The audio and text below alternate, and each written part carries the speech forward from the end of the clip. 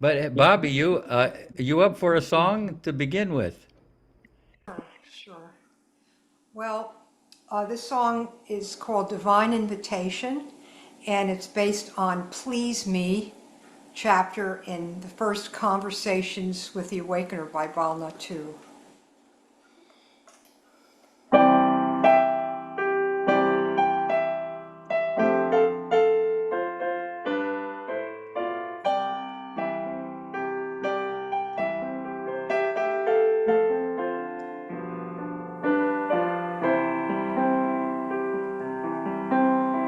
Please me more and more by depending upon me more and more and still yet more. Depending upon me more and more. I always keep watch over you, but still I want you to ask me to invite me into your life every day and trust your beloved to go the whole way. Please me more and more by depending upon me more and still yet more. Depending upon me more and more. My presence sustains what you do. Just leave a place for me to come through. The very smallest thing, not too small. I want you, my dear, to give me your all. Please me more and more by depending upon me more and still yet more. Depending upon me more and more. Each beat of your heart beats for me. Every tear is my tear, don't you see? Our moving together in love's rhythm and song is a heavenly place where we do belong. Please me more and more by depending upon me more and still yet more. Depending upon me more and more.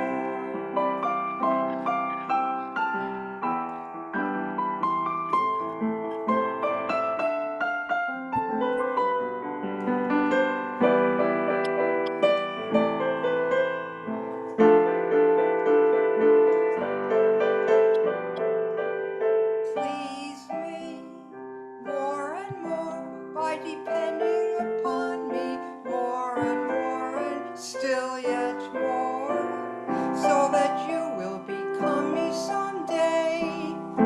There is no other way.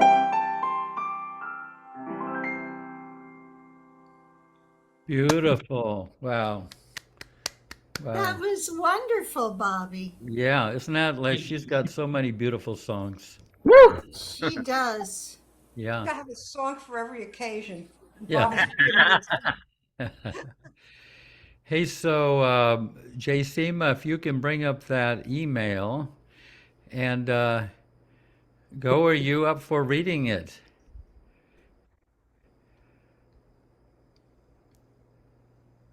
Sure, Jeff. I just, okay. All right.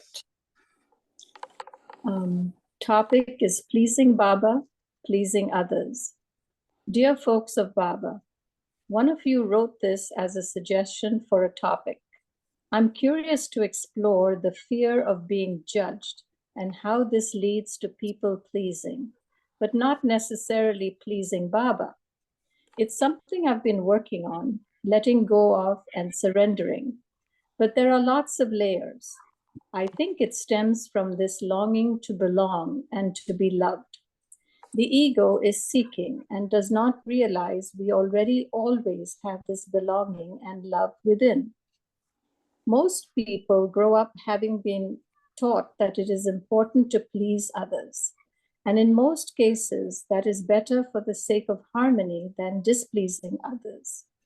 However, in agreeing with others and going along with what they want is often a way to the short term of avoiding conflict.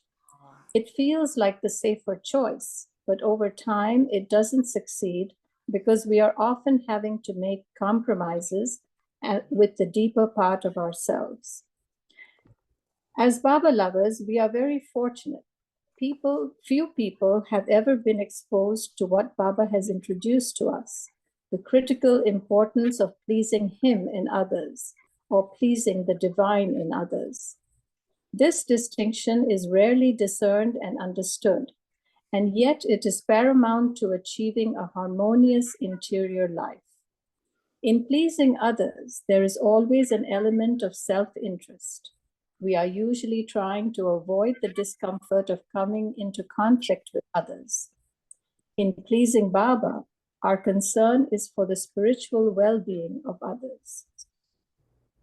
We are taught to be good, but there is a world of difference between being good and being loving.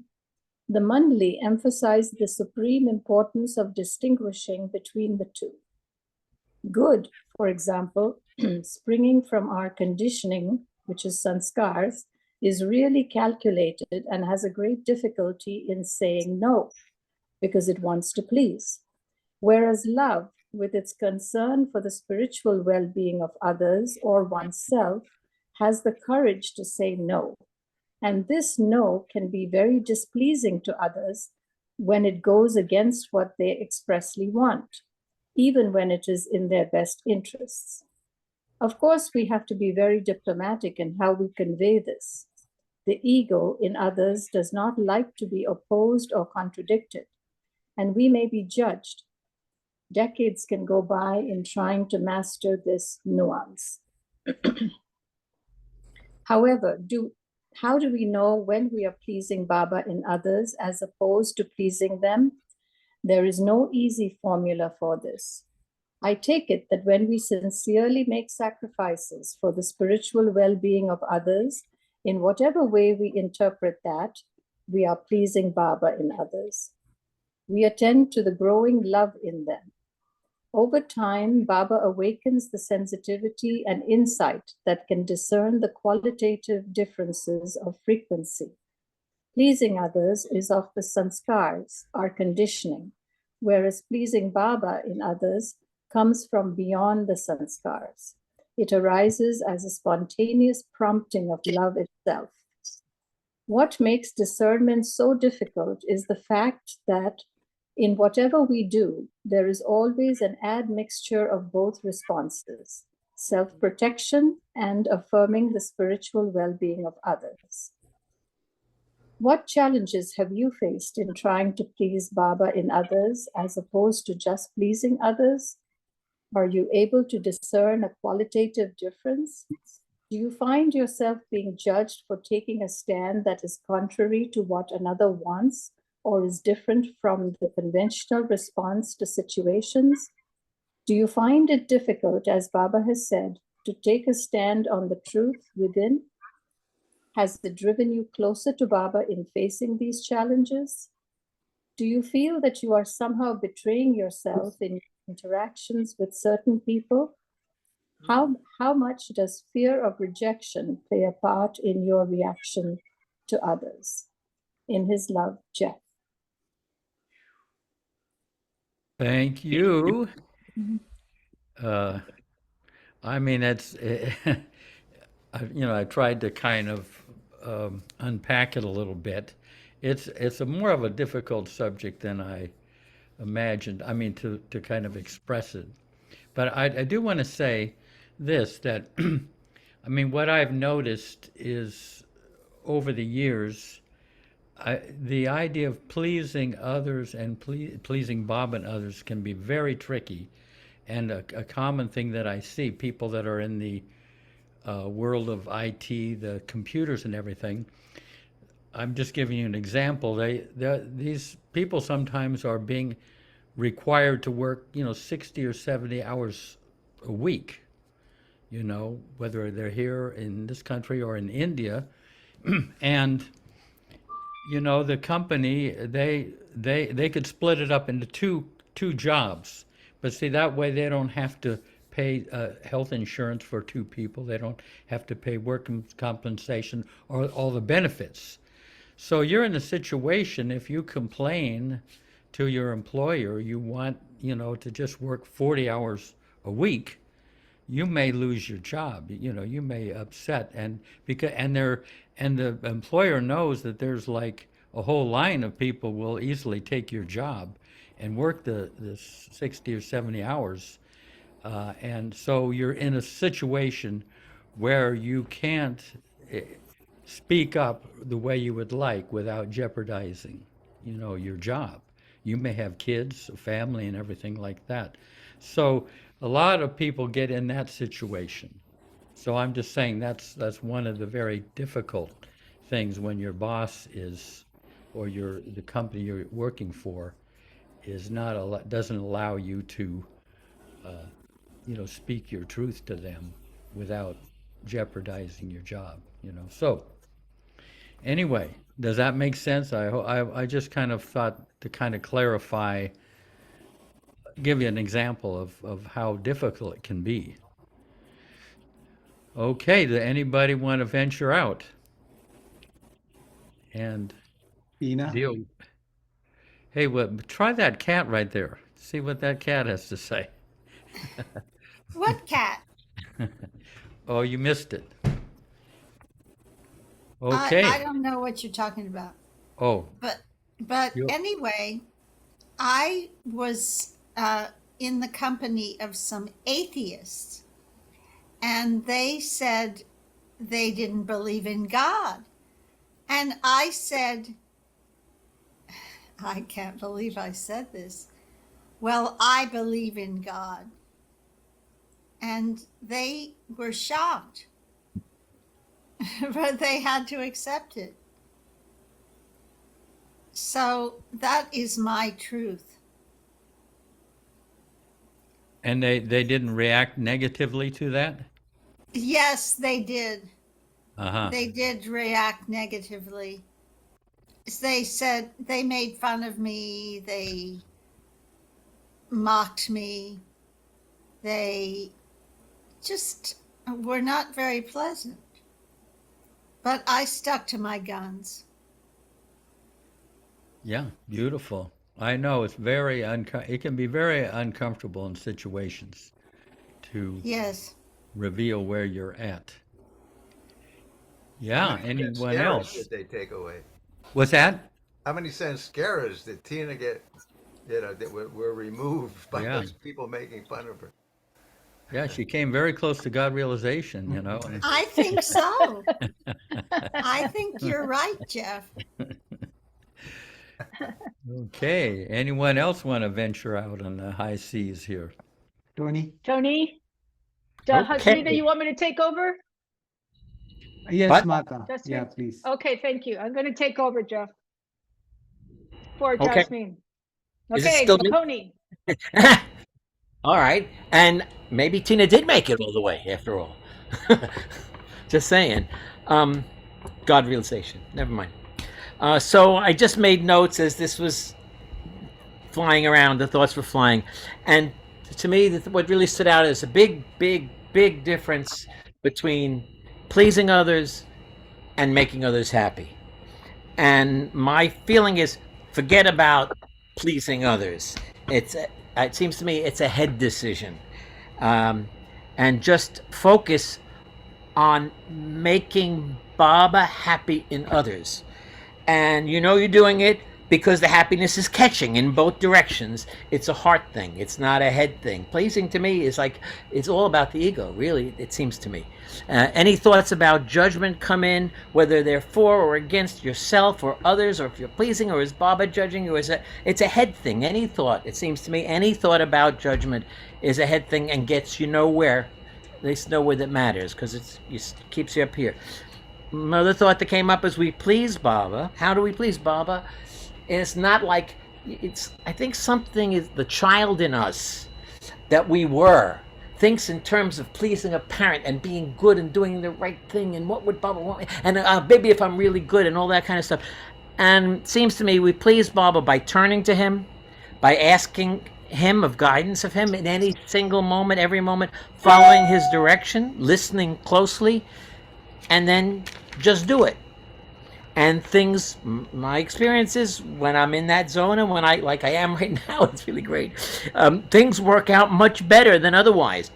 When you're just following your own lights on being good or pleasing Baba in that sense, Baba then, it seems to me, it feels to me that Baba gives life to life through us when we tune in to listen to his guidance.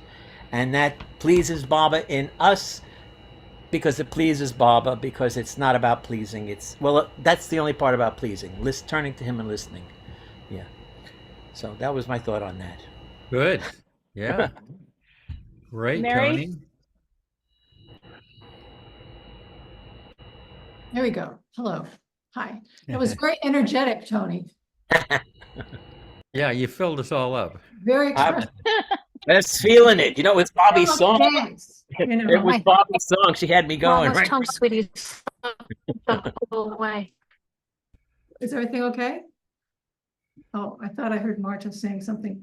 Yeah. Okay, so I find this topic difficult in that I don't know if I ever, it sounds terrible, think of,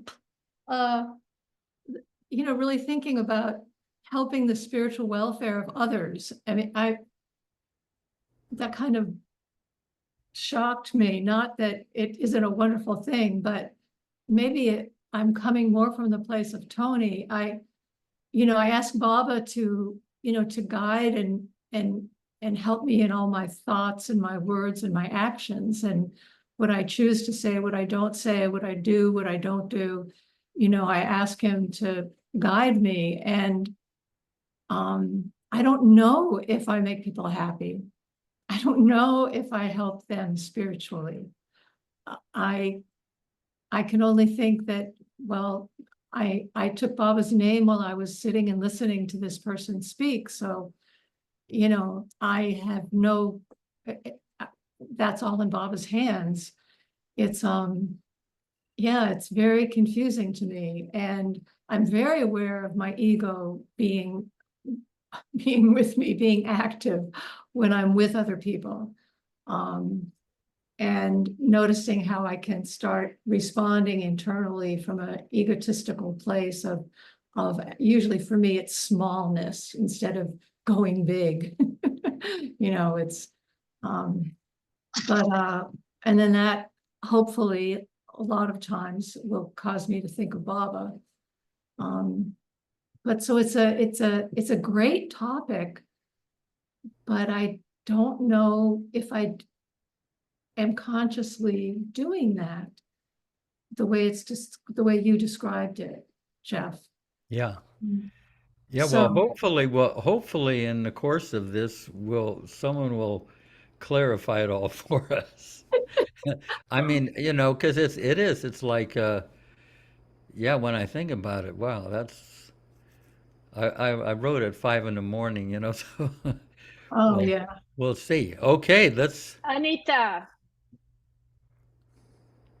So I had emailed Jeff with this idea because it's something that I've been sort of struggling with, or like every day I think it comes up for me. And I think the context in which it often comes up is just culturally societal norms and what we're kind of, like the child self Tony was talking about. It's like we're taught this stuff about how to be good and polite and the right thing to do.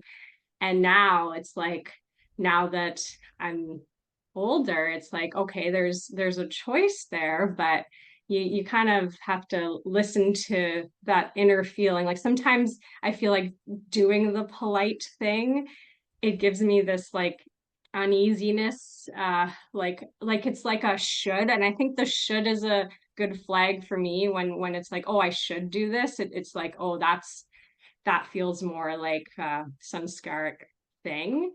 So, and it's very cultural in the Iranian culture, like just there's a word called tarof, and it means basically just being overly polite and offering. And obviously sometimes like that is coming from a loving place, but I can just feel it sometimes when it's forced. And um so I think what it is though, it can be the timing of it too. So for me, when I struggle and it's like, okay, I feel like I should do this thing, but there's this block, and I'm like, no, I can't do this right now. I have to go and sit on my cushion and like just sit with Baba and just feel what is coming up.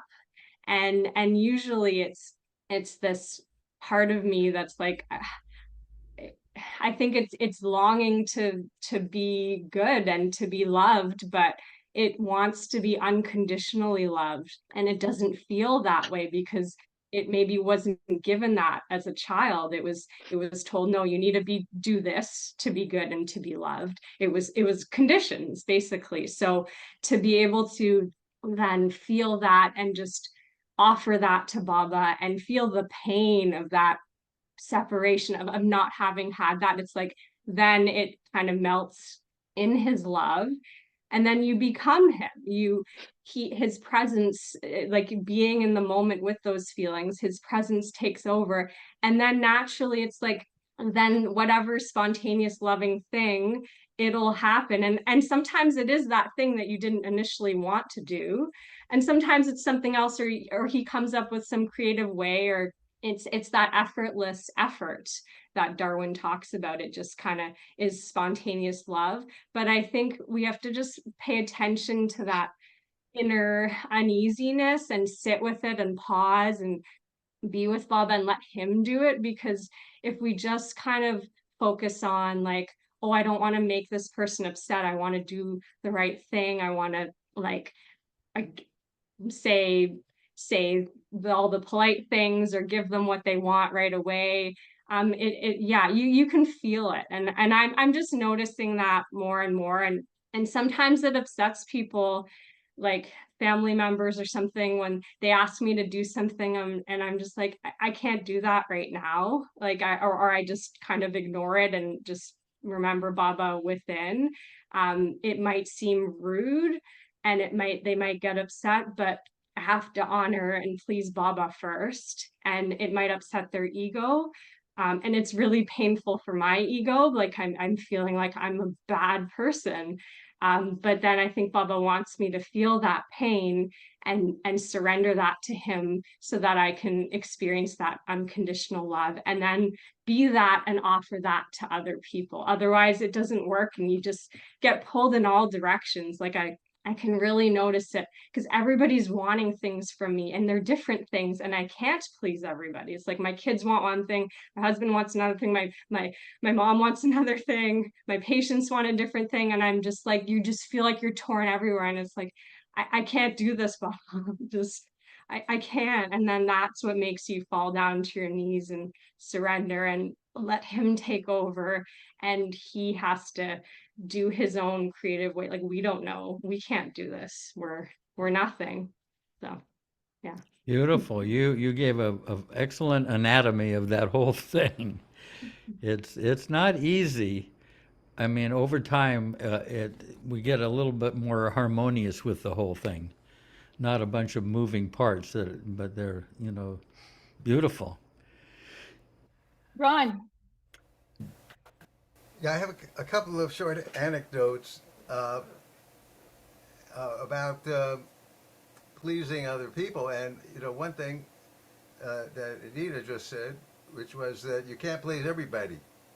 With one action, you might be pleasing one person and displeasing another person, and that is almost a for sure thing in a way. But Baba had to teach me about these things, and so this first anecdote has to do with the first L.A. Sahabas, which I guess was the first Sahabas I ever went to back in 1977, and they had decided, maybe they had decided a couple of years before, but they decided to have a Duni and the idea was that people would be bowing down, and other people might be singing songs or reciting poetry or whatever. And so I was asked actually before going there if I would like bring my guitar and sing a song, and I agreed to do it. So I sang the song that I had chosen, and the person who had asked me to sing the song afterward came up to me and criticized what I had sung, and you know, criticizing me. I can't remember all the detail, if there were even any details about why she was so critical of this. I was telling my wife this the other day, thinking maybe the other people had come up to her because she was in charge and complained or something. I don't know. I really didn't understand, but I felt badly. But the thing is, it was about 5 years later, at a subsequent Sahabas program in L.A., where they showed a film of that was taken. It was a documentary basically about that Sahabas in '77. They had hired a professional filmmaker to do a film of it, and I was watching it, and right at the very end, at the climactic part of the whole thing, they focused in on the Dooney. And the part of the Dooney that they were focusing in on had me singing that song.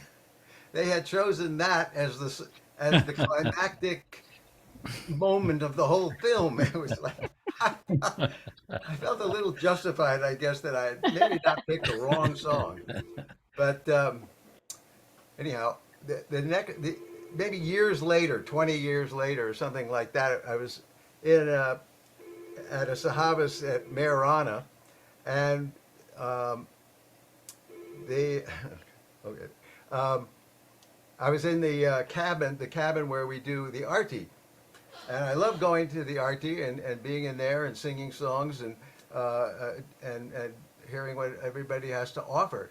Now, I was sitting next to this woman who I knew, and I decided, sometimes I decide the wrong thing, you know, but I decided to sing this particular song. It was one of these quotes of Baba's. It was from My Dear Children, that a message Baba gave in '62 at the East-West Gathering. And so I sang the song. I thought it was very fitting for the occasion where people were coming from different places to meet with him and just get closer to Baba. And so I sang this song, and right after I finished it, this woman tapped me on the arm and said, "Can't you sing something that's a sing-along song?" You know, and she was really aggravated and critical of, you know, what I had sung. And so, you know, I guess I had already kind of learned that, okay, well, you can't please everybody. And I, you know, I understand her point. I often do sing-along songs. In fact, I'm almost the only one that does. But I didn't at that point. Anyhow, the thing is, this didn't take 5 years later, but Bob was a little bit quicker on this one. Maybe a couple of hours later, somebody came up to me and said, "I really appreciated that song you sang, the one where, you know, that were Baba's words. It was really the most perfect thing for me to hear at that time." You know, so I pleased and uplifted that person and pissed off the other person. So these are things that I know I run into it, and be on the lookout. You know, might happen. Yeah, you can kind of please about 25%, and then 25% are displeased, and then 50% are kind of neutral. No, Well, I'm I just wasn't saying really that. trying to please anybody. I was just thinking, what might be a good song to sing? You know, Yeah. I wasn't I like who no who was Mary, I think, said, how would I know if I was pleasing somebody or uplifting somebody? I don't think I even think of it in terms of that because I don't really know. Uh, but I don't really need to know. That's Baba's affair, right? I'll just Yeah. kind of follow along and make mistakes and sometimes, you know, not. Good. Okay. So I wanted to, since somebody's hands up, I wanted to tell Mary, Mary's back there somewhere. When I heard that topic, I thought the same thing. Well, I don't think about helping, uplifting people's spiritual life or whatever Jeff wrote. I said, I never think of that. I don't even think of Baba in that person. I just respond from love or caring or help. So I just wanted to tell you, Mary, it's not just you. And then Ron just said something about that too. So it's only Jeff. Jeff's the only one that sees that. But you know, we're like working on it. We're working on it. You know, I just wanted to tell you that. And Anita, where's Anita's face? Anita, I just want to tell you thank you for that topic, because I never thought about anything but just doing what I feel for someone. So you opened the box of possibility. I mean, I'm kind of with those that said, you know, how do I know what's going to lift somebody or what they need? You know, I just respond by what's needed. But you, Anita, I think have a cultural thing that's working on you too that I don't have. So anyway, I appreciate the topic. Thank you. Anyone else? Anita, yeah. Yeah, you're welcome. And yeah, I think some of it is looking at it from a perspective of like the ego is afraid of displeasing as well. So like a fear of making someone upset, and I think often that's based on past experiences. So those sanskaras, like we remember something that made someone upset, and then you kind of don't want to, or you know what their preferences are, and so you don't want to kind of make them upset, and you try to give them everything you need. But and sometimes it works, but I really just can sense it when it's from a place of love and a place of good and should. Yeah. Yeah. You know, I remember when I went off to college, you know, there were all these fellow students, and their parents had kind of made them, you know, study and get good grades and everything. And, you know, they didn't have a chance to develop in other ways. And I could see that they were living under their parents' disapproval. And I could project, you know, and when they're 50 years old and their parents are 75, their parents will still be withholding their approval. You know, I mean, so people also control others by disapproving or getting angry and everything. You can get people to be a certain way. That's another thing that figures in here, and how to not be so affected by it that it rules your life. Because people, you know, I know when I was first here in Myrtle Beach, I realized I have to make my happiness not contingent upon whether people like me or not, because some people withhold that, and they can, you know, and then you're kind of trying to get back into good graces or trying to win them over and all that. And it could be endless. So I had to just try to be self-grounded in my feeling happy, you know, or feeling fulfilled. But anyway, anyone else? Mary. What's that? Mary's up again. Yes, Okay. yes. Well, thank you very much for what you said, Marta. I appreciate it. And two things have come up when you were talking, Anita. One is what you said, Jeff, and what you wrote about speaking our truth, which I think is, for me anyway, what I've learned or what I feel with Baba is that's very important for me to really speak my truth and to be really aware of my truth and trying to live from it. And that's part of the whole going big, I think, at least for me. Because I feel like Baba really wants me to be true to who I am in this lifetime as his lover, and what I believe is my truth. The other thing that came up, especially when you were talking, Anita, because you mentioned love a lot, and what just came to me was, when Baba talks about create love, and he told the boys, way back in the beginning, to create love, that's the most important thing. And I kind of see that for me as an intention that I need to turn, that I can turn over, that I must turn over to Baba for the results, because I'm not sure how to do it. I'm not sure how to create love in the world around me, in the people with me. I know how I feel love for them, but to be creating love in my life and in my little world, for me, can only be at this point my intention, and the results are Baba's. But I think it's really, I'm really glad that you mentioned love so many times, Anita, because you really reminded me of how crucial I feel that is. And at this time of my life, Baba is bringing a lot of things forward that he never really had me paying attention to as I was growing older, from being 20 years old, and then getting married, having children, all of that, raising kids or having them raise me. And now it's kind of at this older age, he's really bringing stuff up and saying, look at this, look at this, look at this. So anyway, I'm talking a lot, I know, but thank you very much, everybody, for listening. Yeah, sure. Christine or Christina. Yeah, that's fine. Hi, Jay Baba.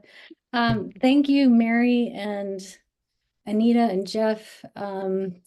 This is something I'm also dealing with in my life. I'm also in a service-oriented profession with a lot of demands on me, my time. And I was actually, Anita, when you were talking, I was doing some free writing, and I just, had some things come to my mind that yeah, that I just think about, like, I think about the Mandali, and especially the female Mandali, which,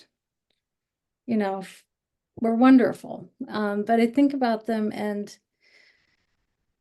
the thing that comes to mind is, love. They were so loving, right? But they were also so, or at least seemed to me, they were so boundaried in a healthy way, right? And it just seemed to me that they were so clear about, maybe it was themselves or their love for Baba and what they were doing, on this planet, but they came to us with so much love, but they just felt, like a rock in a way.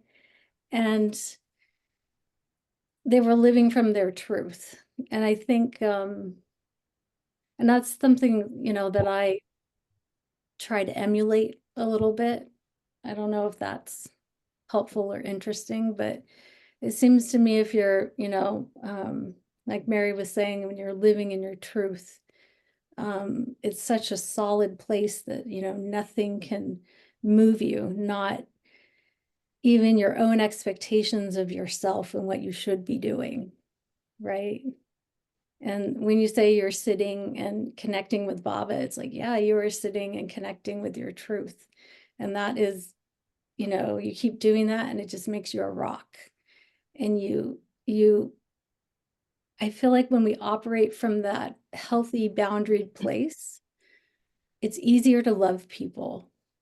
Not necessarily to do what they want us to do, but to love them from a very real, Baba-filled place, right? So what did I write? When we have boundaries within ourselves and with others, we honor what we know to be true for ourselves, and we're able to act and interact with the world from this place of honesty. It's easier to love others from this place of security and wholeness. So Excellent. I think that's what I saw in like Meru and Gohair, Erich. So anyways, Yeah, I don't know if that's beautiful. helpful. Yeah.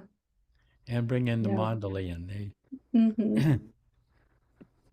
Ron, Yeah, another aspect of this that I have really gotten involved with in the last 4 or 5 years, but actually even longer ago than that, but it's kind of stepped up its intensity lately. And I was thinking of this after reading Jeff's introduction to the meeting tonight. And then all of a sudden, when I was listening to Jamie Newell give a presentation about Mayor Baba and of Ahmed Nagar, one of his, I think it was the fifth one. It wasn't the one that I guess he did one today, but this was a week or two ago. Anyhow, I was listening to it, and it was about Musk. So he was reading things from the Wayfarers, and when he read this quote, I thought this quote is fitting for what I've been thinking about a lot. And here's how it goes. According to one way of interpretation, madness is a deviation from the average mode of consciousness and behavior, and its degree is to be measured by the amount of its departure from the average pattern. But according to another way of interpretation, madness is the incapacity of consciousness to understand or express truths, and its degree is to be measured by the extent to which it deviates from truth. So, two ways of looking at truth, and somebody just recently said it was about, the importance of being true, being honest, and as to what one feels, no matter what the conventions of the culture and your peers may necessarily think those conventions are. It isn't about the conventions; it's about truth. And so there's our challenge: is you either go for the truth, or you settle in to follow the conventions of the culture that you feel a member of and want to be part of and want to be accepted by. So it can come down to that, and probably will always come down to that at some point. So I thought what Baba said here was very relevant to that. Excellent. Christina, is your hand still up or no? No, okay. Yeah. Anyone else? I'll share something. It's kind of tangentially related to what we're talking about. Um, I've always had a trouble in this life with people in authority who aren't compassionate and empathetic to the people so-called below them, however you want to say that. And, I mean, they can be kind of unkind and lord it over you, or be quite temperamental and get away with it. And so I had this one job where I, the, the boss's behavior was kind of disturbing to me and hurtful and all of that to others. And I knew if I brought this up, I could jeopardize, I could just kind of get outright fired or let loose. And so I pondered this, do I want to, and this person was kind of like, say, very temperamental. I mean, very emotional, little like mercurial.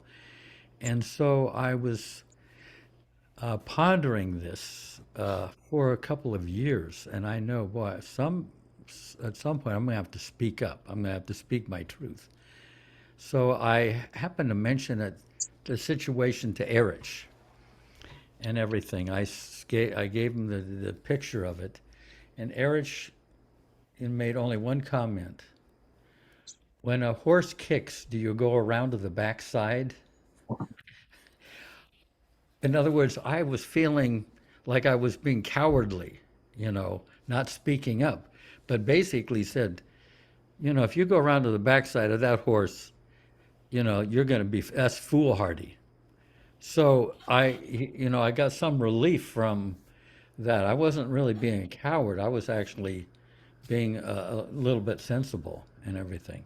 But still, this still troubled me. And I got to a point where I was going to have to speak up. I mean, I'm talking about years later.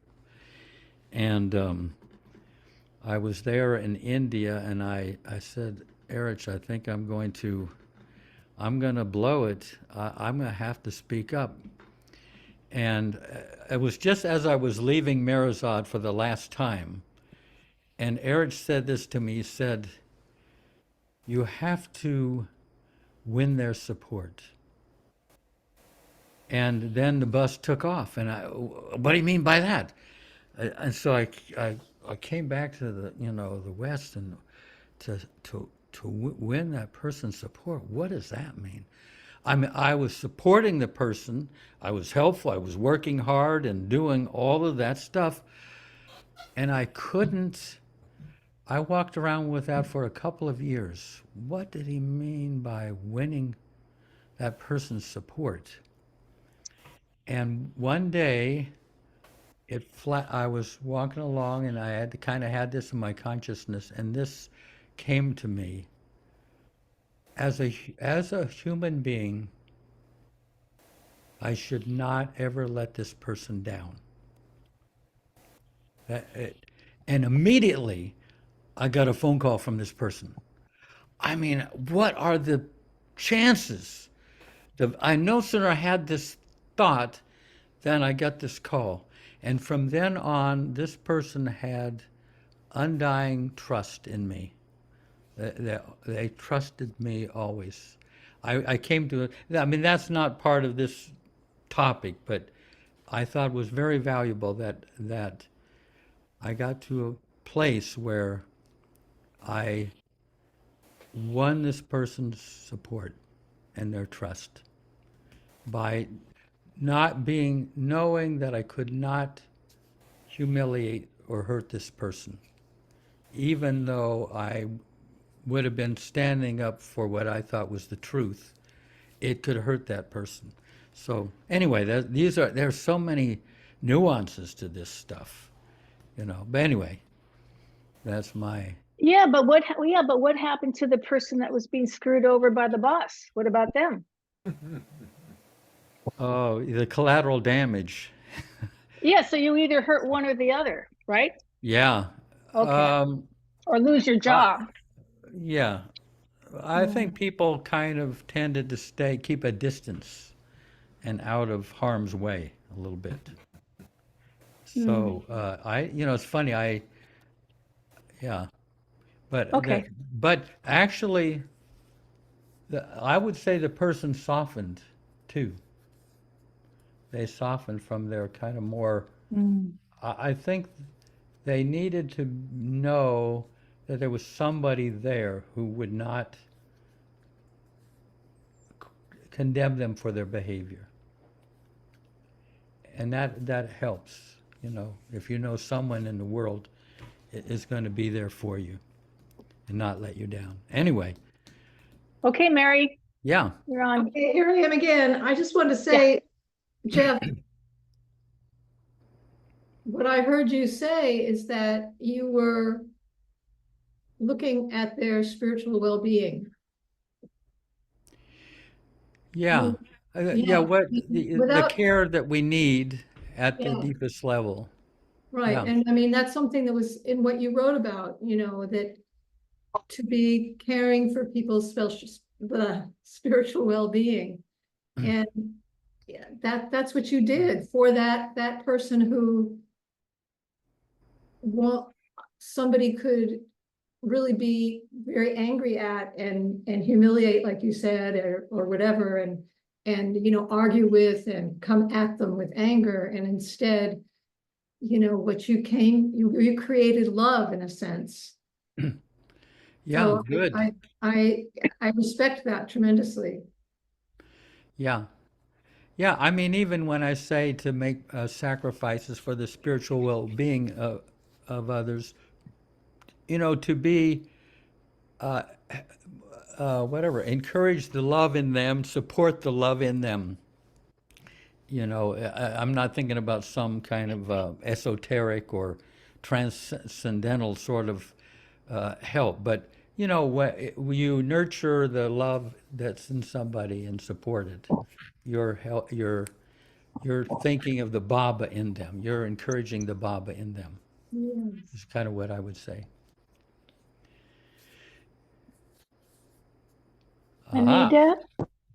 Oh, Yeah, I think like sometimes it's comes up as like also just not giving people what they want, but then how you deliver that no, or like Christina was saying, the boundary. I think it's not that you're just going in there and saying like no and humiliating them or doing something. It's like you can still have the boundaries and be compassionate and be there to support and love and connect.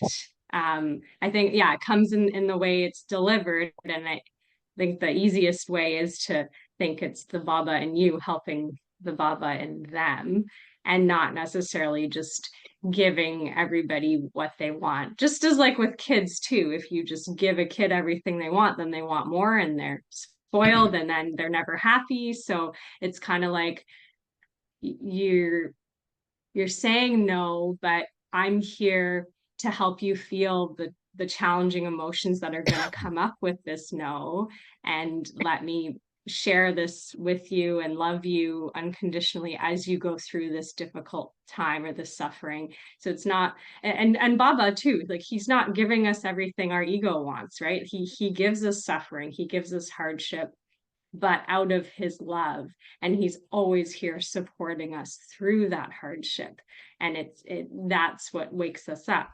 But I think that initial hit on the ego is like, wait, what? And that's the displeasing sometimes that we feel like we're doing to other people.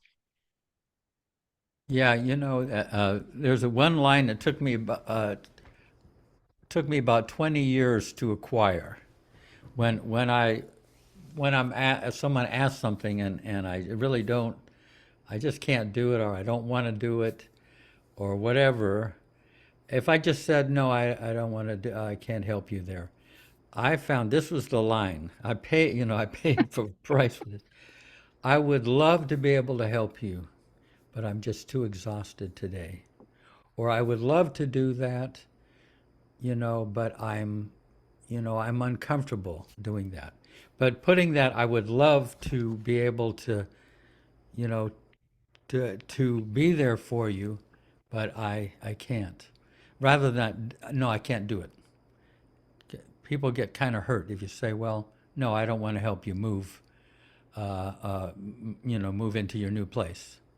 I'd love to help you move into your new place, but I am exhausted and I need to rest. That's a lot more palatable to people. Yeah. Christina? Jeff, just question, in that moment, when you were wrestling with sort of the inner turmoil of trying to decide how to deal with this person, it sounds like you went in, within yourself for the answer. Is that true? I mean, there was what Erich said, you have to win their support, but there was another step, right? Yeah. Yeah, that came to me from within. It Mhm. did come to me from within. Yeah. But it's connected just with what Erich said. This is how you win someone's support, that you won't let them down as a human being at the deepest level. You won't let them down, even if you object to a lot of things they're doing, but deep down. That's Mhm. kind of, he wanted me to get to the core respect and care for even people we don't like Yeah. or upset with. Right. That is deeper. Right. Yeah. They'll Thank you. they'll yeah, it was very interesting. Yeah. Tony? Yeah, just another aspect of this is that there are some people that you should not be pleasing, and sometimes I've, at least in a few instances where it's been clear to me that Baba wants me to fight this person. And one example, and it was rough for me because it didn't come naturally, but um, I was in charge of publishing the UN's, putting together and publishing the UN's best-selling book about itself, a book called Basic UN or something like that. I forget now. I changed the title. Um, and my division was responsible, meaning I was responsible for putting the whole thing together, except for the cover. And the graphic design unit, which was in a different division, would put that together. And by tradition, we would coordinate, and I would tell them what I was looking for, what I needed, and they'd come up with something. And if it didn't quite fit, I would say, no, not that, something more like this, and we'd get a good cover for the book. And then a fellow took over the that other division, who Baba had been giving me some training in sociopaths, some intensive training in recognizing them and so on and how to deal with them. And this fellow, was really clear, was a sociopath. And he was going to alter this book in ways that were really not good for people, including putting a cover on it that, to me, it looked like a toilet bowl. To some people, it looked like nuclear winter. But for sure, this one best-selling book that would be seen all around the world was going to create negative energy in people. And I fought going through my division chief, and they won. They won the case. And so this fellow managed, when the head of our department retired and someone else took over, he got this fellow to appoint himself head of both divisions. And so I had to go to their meetings, and he was so abusive to his subordinates, and clearly got pleasure out of it, and was still trying to interfere with my work. And I called him up. I went straight to the top of that department, and I wrote a long piece. And I said, "The man is a sociopath." And when I began the battle, people began to come to me from everywhere who had worked with him overseas in different countries, different places. And in the end, they weren't able to really take him on completely, but they transferred him out of New York. And I was then involved more in the work of that division. And day after day after day, someone would come over to me and say, "I just want to thank you so much for what you did. You have no idea how this fellow was making our lives really, really miserable." And it was a lesson for me that there are times when you have to fight a bully, a sociopath, someone who is instinctively oriented towards doing harm to others. And the thing with the sociopath, of course, if you don't take them on, avoid them if you can. But if you don't call them out, it's like Bob was saying about the snake.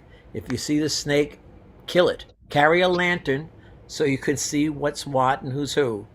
But if you see a snake, carry a stick and kill it. I will save you from any calamity but this.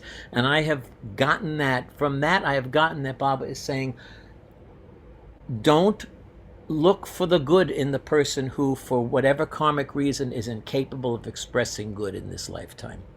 And so they're kind of the exception to the rule, but a very important exception. as we see in some companies and as we see politically with certain people.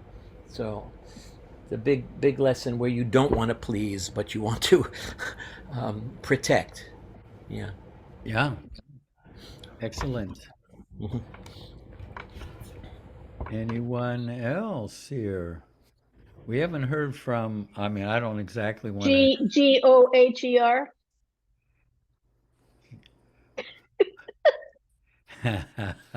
Hang on. Anyway, good topic, excellent topic, I have to say. Yes, I've had some issues with that myself, especially with my mother, who was, how should we put it? She was very willful person, very forceful in her thinking and her demeanor, whatever.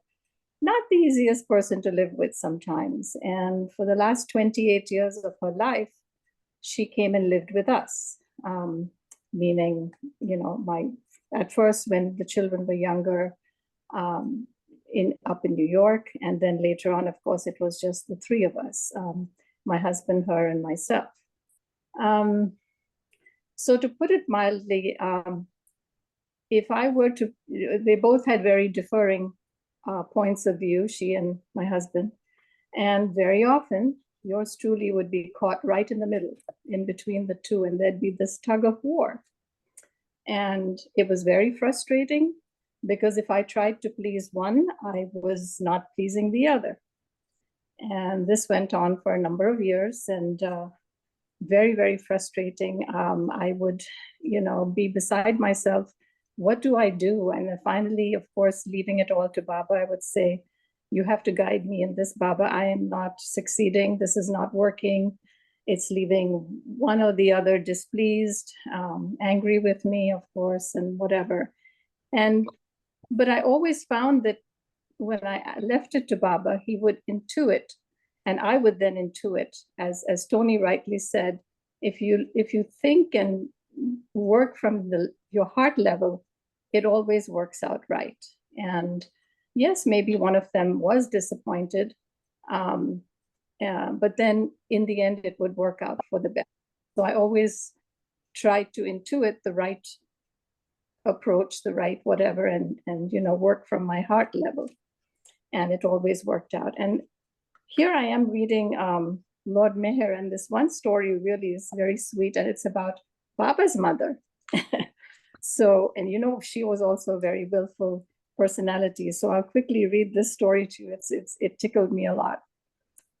So it said here that this one time when they were, I forget where they were, but anyway, during his mother's visit, Baba gave the duty of looking after her to Gaimai. Now, Gaimai, was Erach's mom, and she was, Baba said of her that in his next advent, she would be his mother. So he said to Gaimai, try your best to keep Shireen pleased and always do as she requests. Gaimai was determined to serve her well. Meanwhile, Gaimai's sister Banumasi Kerawala, who was Sam and Dadi's mother, was in Bombay and was about to join Baba with her two sons, Dadi and Sam. Shireen asked Gaimai one day, write to Banumasi to bring me fish from Bombay when she comes.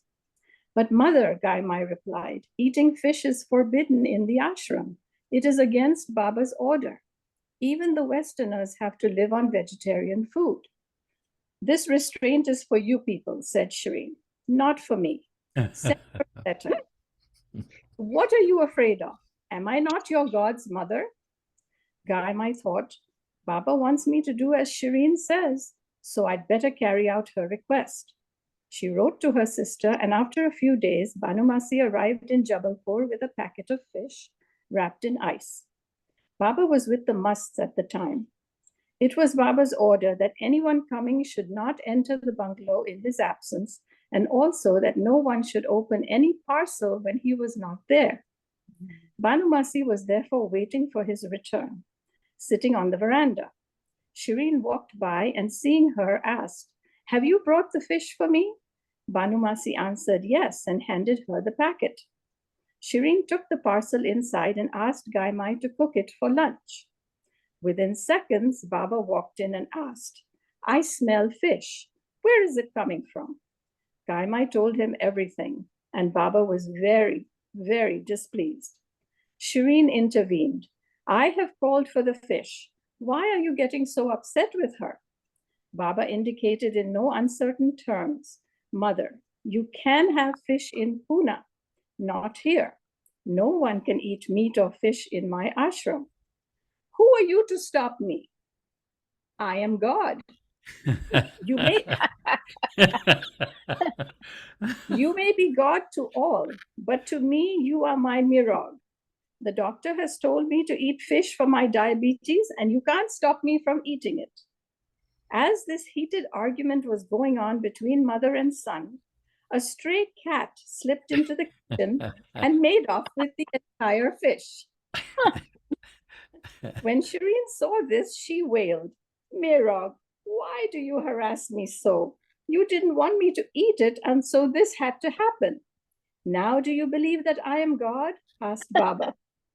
"Maybe for others," she conceded, "but to me, you will always be my naughty Mirog." Baba had a hearty laugh, and those present enjoyed the humor of the whole incident. Hey, Baba. Beautiful. Excellent choice. Thank you. Yeah, it really tickled me. So, can you imagine? So, even Yeah. Baba Good. Yep. Tony. Oh, no, Tony's not gone. Anybody else? Anybody else? I sometimes call on Deneen, but you can pass. But she often has very interesting things to say. Can you hear me? Yeah. I just have one thought that keeps coming up, so I'll share that. I think in this journey, in the human journey, I think there are two distinct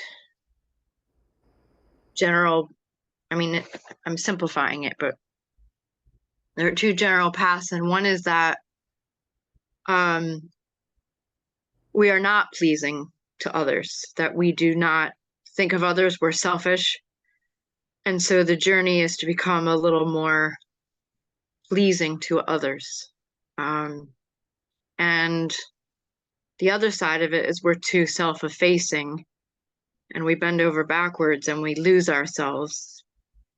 And then the journey is to realize our boundaries and realize how to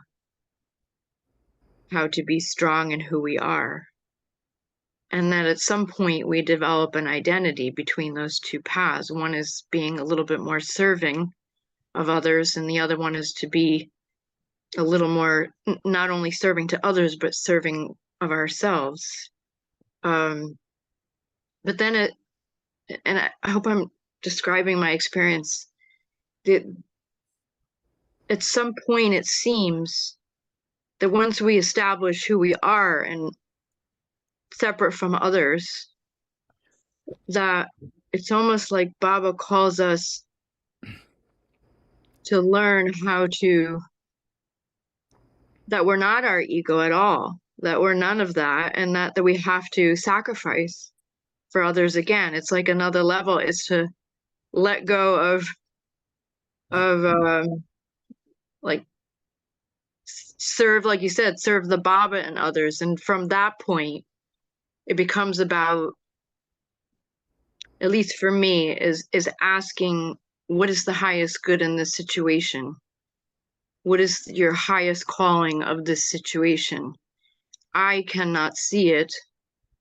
And it might be like if I go with my own truth, sometimes my truth is still distorted. My idea of what should happen or what the outcome should be is still not clear, because I do not know all the players. Like your story, Jeff, where your boss needed your support, even though he looked like, or she looked like someone who was just abusive, but this person needed something. So I don't know if I'm making any sense. Is this making any sense? Yeah, no, beautiful. Yeah, I mean, It's being true almost to like yourself and all, being true to yourself and being loving toward others, to how to harmonize those two. yeah, it's like a harmony. It's like the journey is first to figure out who you are, and then figure out who you're let go of that and become just Baba's, and just be a conduit for that energy that he wants you to give to every situation. And it's a very challenging balance. And I think in letting go of pleasing others, particularly being just good, doing what other people want, I think sometimes in order to truly do the highest good, as everyone has mentioned already, it's saying no. It's sometimes that is the highest good. Sometimes that is what Baba calls it of us, not to say yes, not to bend over backwards. Other times it is to say yes, even if we're tired. Every situation is different. And I think I don't know, maybe I've said enough about that for now. Yeah, very well expressed. Very well expressed. Ron? Jeff, your story about the authoritarian, maybe hurtful boss or whatever. Yeah. I had a thought about that. The fact that you struggled with that, at least for 2 years, it sounded like maybe it was even longer than that. Yeah, longer. Longer than that, yeah. The fact that you struggled with it, wanting to do the right thing, even, seeking advice from Erich and still not being able to know exactly what to do. I suspect, and the fact, and in the end, the result being that the person actually did begin to change. It's like you said, they softened in their way of dealing with people. What I think, all that struggle, I think it earned not necessarily what to do, but that it wasn't for you to do it, and Baba just did it for you. Mm-hmm. Yeah. Yeah, That's the way it strikes me. I think he just said, "Okay, you struggled enough. Now I'll take care of it." Yeah, good. That you're probably right there. I mean, I was sincerely trying to do the right thing, do the loving thing. Yeah. Being true to myself and true to this other person, like Deneen was saying, it was just not clear, and I was the battleground for that. Those two warring forces. Well, anything else here? We're getting kind of close to. Let me just see. Is there someone? I think Patty, Tony has. Patty, do you have a couple of sentences to share? Anything?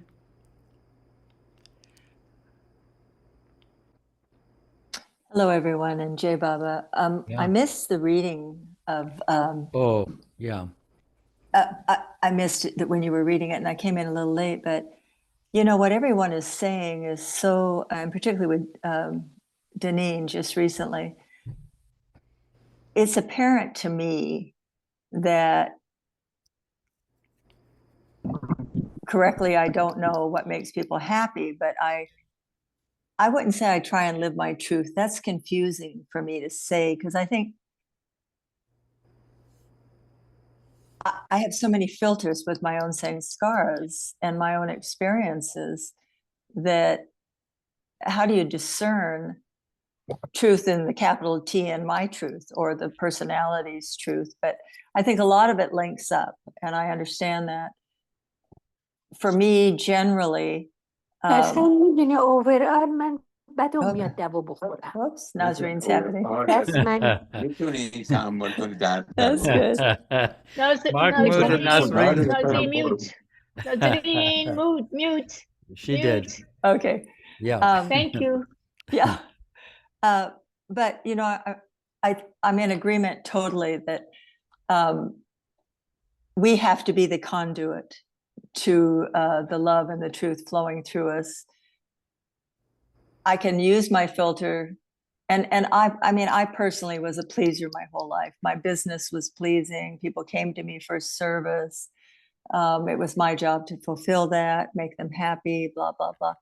Very successful at it, learned at a very early age how to do that. And not for the right reasons, but I did learn how to do that. And then my skills in life were through my hands. So that's how my work did. But later, I didn't know anything about boundaries. And it was very difficult for me to say no. And so only now, you know, as I'm approaching 75, this, and through watching the mandali and being in the orb of the avatar of the age and all of that we have experienced together in all these Zoom meetings, I am seeing that it is a deep, difficult task to think we can please somebody, and the responsibility is just letting him work through us is what I think needs to happen, with the understanding that he keeps giving us over and over and over through the stories, through the experiences, and be the conduit of doing it. And I personally have a big issue up right now with other people whom I love and adore. And I wish personally that I was capable of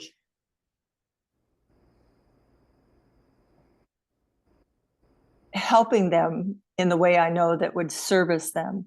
But it has been an impossible challenge. And so I'm stepped back, I've created boundaries, and I'm waiting for divine intervention. I mean, hoping that maybe my prayers and my loving them will help. So this was a very deep, wonderful topic, and right up for me, 100%. So yeah. So that's my offering. Yeah, beautifully said. I'm very impressed with how beautifully you express these inner things. It's an intangible area within us, but it's very hard to put into words, but somehow the heart can get it into words. Yeah, it has to be the heart or the soul coming and reaching up through us, because given the limitations of the human nature and the personalities, it's really not for the weak or the faint of heart, I'm telling you. This whole game is just quite a journey, and every day it has a lot of joys and a lot of sorrows, I'm telling you. It's a mixed bag, you know. But overall, I feel we're all deepening. Yes, and absolutely. we're moving deeper and deeper into love and and into an inner freedom, not being so bound up. Right. That's Bob's great gift. Yeah. Hey, let's go with Bobby, because we haven't heard from her. You got your hand raised there, Bobby. Yeah.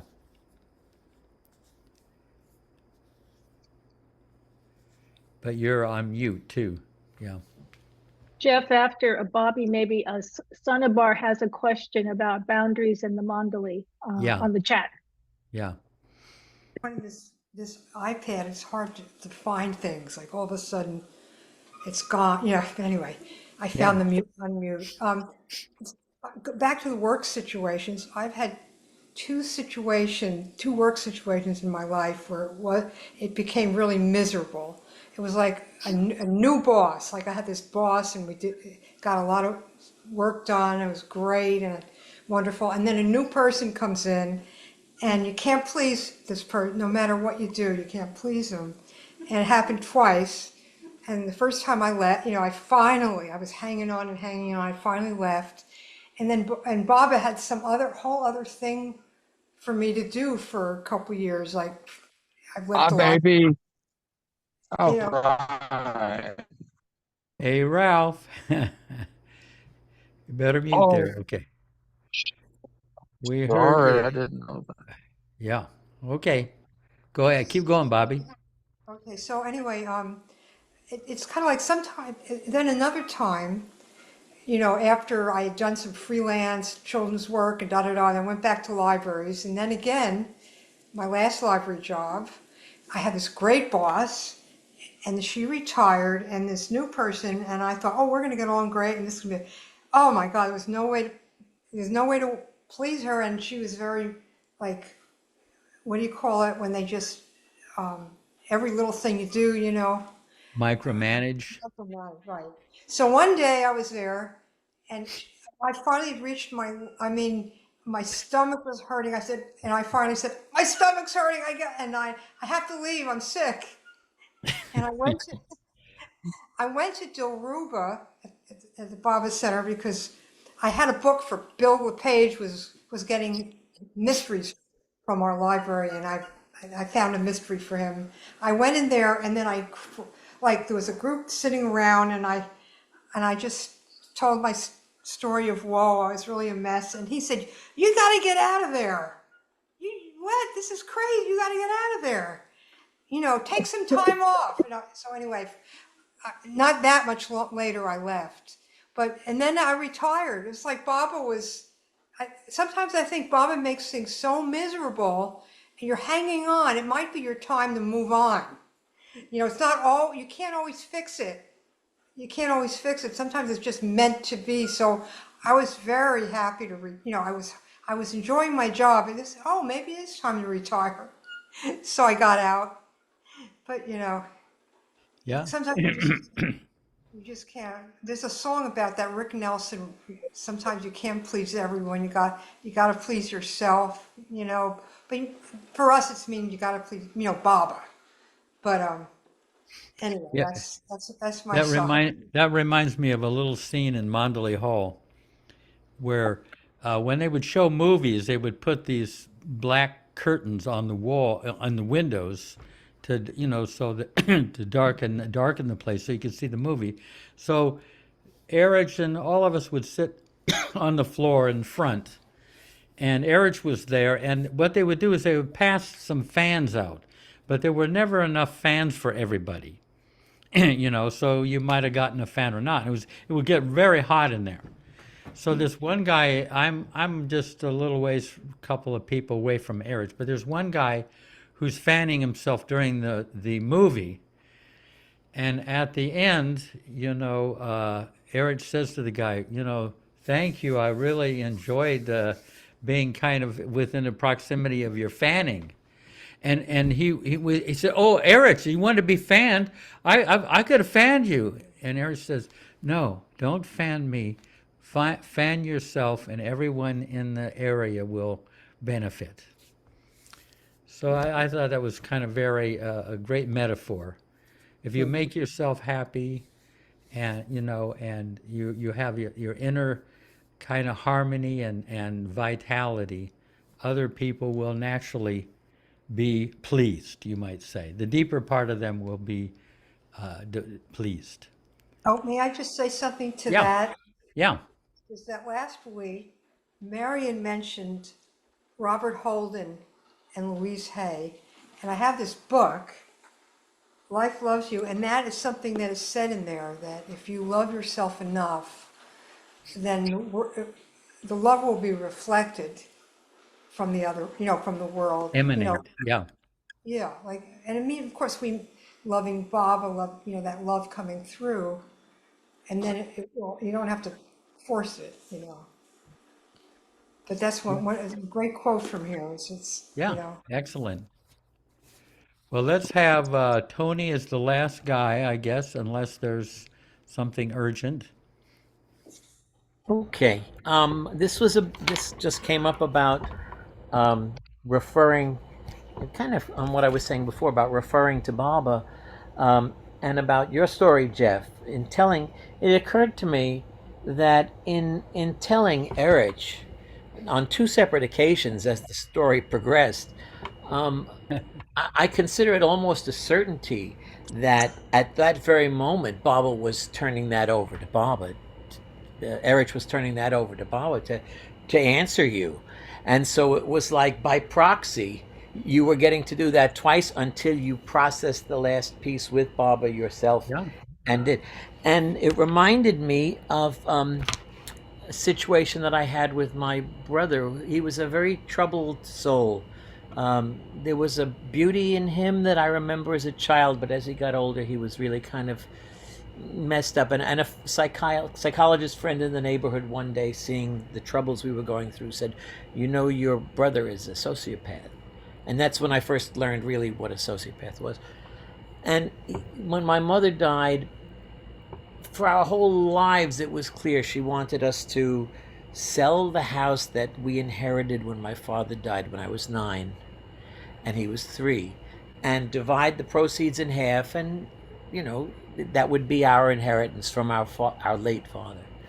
But he happened to be living there at the time, and she gave him a year to leave, and he wouldn't leave. And so for years, things were getting really bad, and it was jeopardizing my retirement. And he was building up loans and debts and legal issues and so on. And it went on for years. I had hired 2 different lawyers, and he always found some way around it. He had nothing else to do. He was deeply disabled in some respects, emotionally, psychologically, everything. And it happened to be around this time that Don Stevens was visiting New York, and I was performing, and I was the lead in an off-Broadway version of Phantom, and I couldn't get to his meeting, which was going to be at Keith Sheridan's in Brooklyn. And I've known Don since it was my early days with Baba, and I really wanted to see him, and he was staying with Yvonne.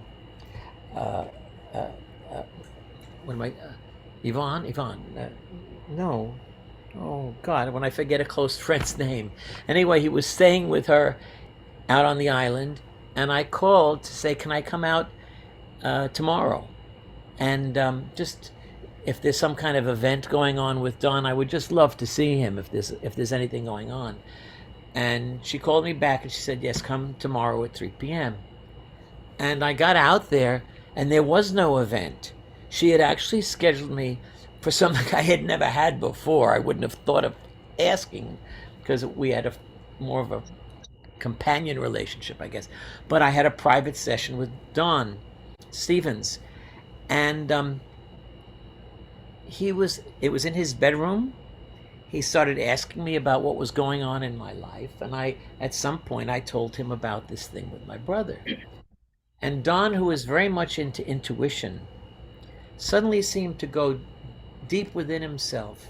And when we were talking, I said, at some point I interrupted him. I said, Don, you remember things about me and about other people? I said, I'm 40 years younger than you, and I'm forgetting all these things. How do you do it? And he said that Baba had created a shunt to bypass his brain so that he would have access to these different memories. Anyway, he got me to open up about this thing with my brother, and I said it was really hopeless.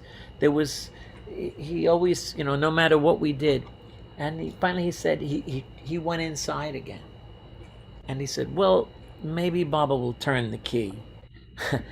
And I said, that sounds really wonderful, Don. And if that happens, that would be really great, but I don't see it. He says, well, just leave the space open for Baba to turn the key. And I thanked him. I really appreciated it. It was not long afterwards that we had a meeting that involved our lawyer and his lawyer, and he actually showed up because he would run away any place if I was going to show up. And his lawyer basically made him an ultimatum. So we wound up having to pay his debts, paying for an apartment he defaulted on. I got way less than what my inheritance would have been, and he was compelled to move out of the house. But I have my retirement. I'm able to survive in my retirement, which would not have happened if at least that piece had not come my way. So it reminded me your story with Erich. I was not able to bring it to Baba at that level at that time.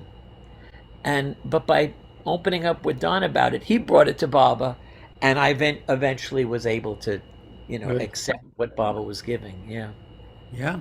and to learn to do that myself.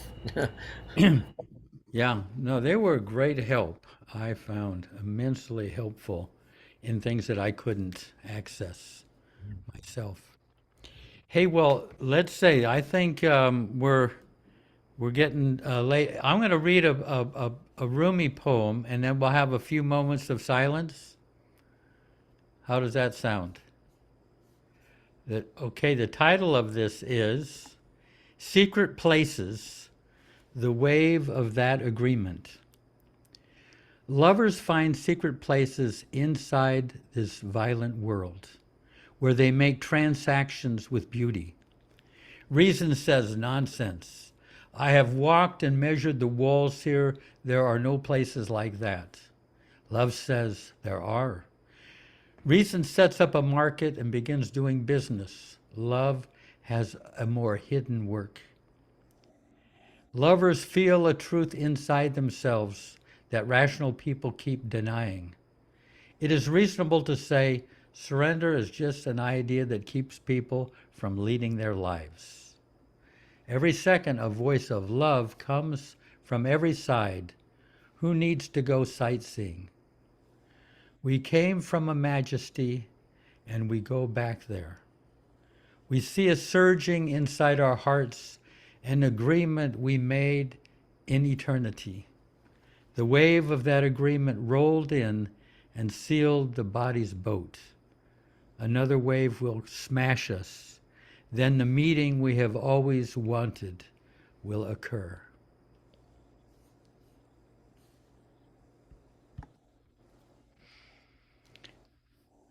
Can you send that to us? If I knew how to do it, I'll, I'll figure out a way. Could you read it again? It's beautiful. Okay.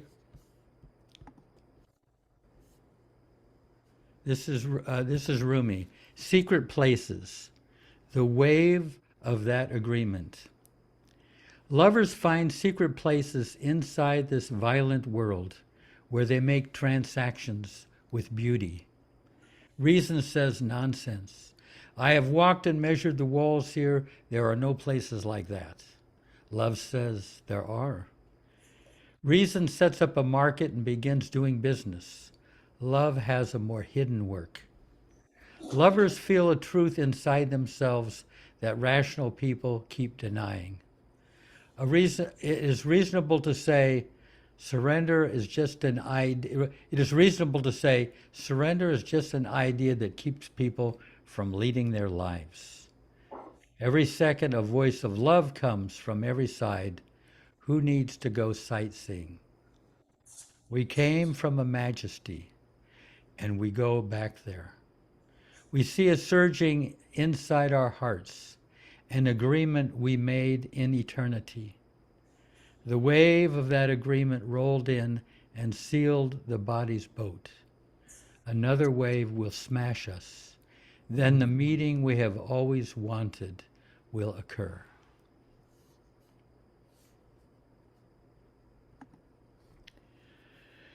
Let's have a few moments of silence.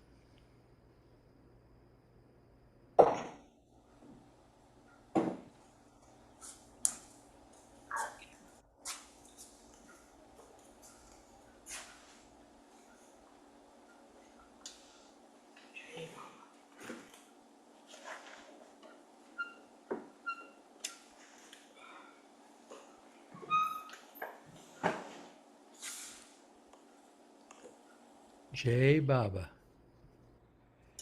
Hey, Baba. Yeah. Jai Baba. Thank you for all Jai your sharing. Baba. Thank you. Thank you. Baba. Jai Baba. Sorry for you on the West Coast. I wonder if Mayor Sagar has read all those books behind him. Look at that. Maybe. We got BJ from India and Sanober. Jai Baba. Jai Baba. Any last questions, or we got it all covered here? Nazreen's here. But actually, oh yeah, but before we go with Nasreen, um, if you have any topics that occur to you, don't that was Anita sent that in, but because I'm running, I'm getting down to the bottom of the well here. Okay, Nasreen. Yes, dear. Avatar Meher Baba Ki Jai. Avatar Meher Baba Ki Jai. Avatar Meher Baba Ki Jai. Hey, Baba. There we go. Thank you, everybody. Yeah. Thank you. Thank Thank you, Jeff. Thank you, Jeff. Thank you, Anita. Baba. Ah, Jay. Beautiful. Jai Baba. Jai Baba, Jai Baba. Jai Baba. Yeah. Bye.